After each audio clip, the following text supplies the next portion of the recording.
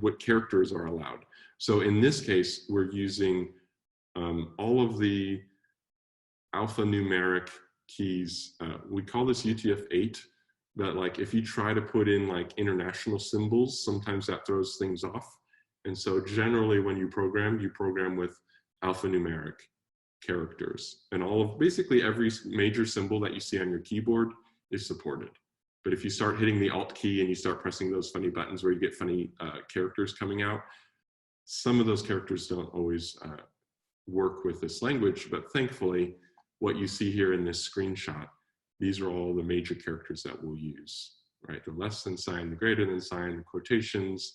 Now make sure you use your keyboard's quotations inside of a text editor, right? We're gonna use Visual Studio Code today. There are some quote symbols like Microsoft Word uses that are slightly different. So you just have to keep an eye out, or just use the appropriate tool when you're writing code.